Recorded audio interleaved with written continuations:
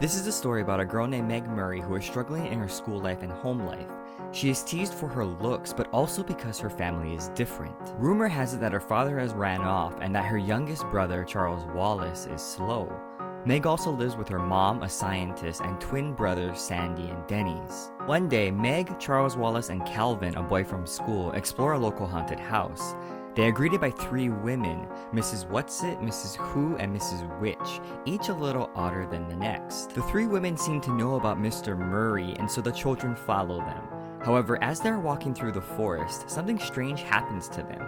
They travel by tesseract, an advanced form of traveling through space and time to a distant planet. At first, Meg is overwhelmed by the experience, but she grows to like the new planet as it's very beautiful. The children are told that Mr. Murry has been fighting the Black Thing, a large shadow-like being, and that they too must join the fight. The children agree and are taken to Meg'S, the home of It, a dark and mysterious entity that craves control and power. After arriving in Meg'S, the children encounter a community that is centered around routine and schedule. Events happen at a certain time, and there is general sameness amongst the people. The children eventually meet It, which turns out to be a grotesque brain. It mind controls Charles Wallace, using him as its voice. Meg rescues her father from a glass prison, and just as It attempts to mind control Calvin and Meg, Mr. Murry teleports them by tesseract to a distant planet. On this planet, the group encounters a tentacle creature named Ant Beast. There, Meg gains the courage to face It alone. Meg returns to Meg'S to get Charles Wallace back. She tries to fight It with anger, but discovers that love is its greatest weakness. And in the end, after defeating It, all of them return home where Meg's father is reunited with his family.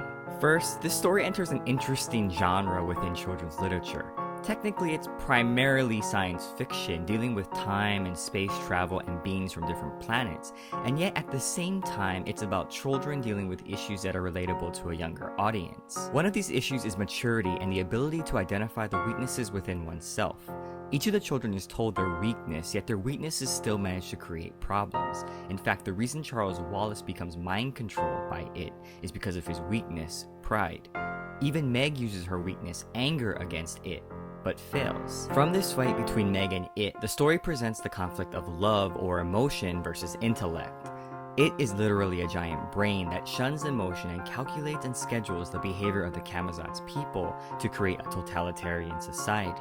Everyone is the same, and therefore there are no worries because all of the decisions are already made for the people. Yet Meg recognizes the emptiness of the situation.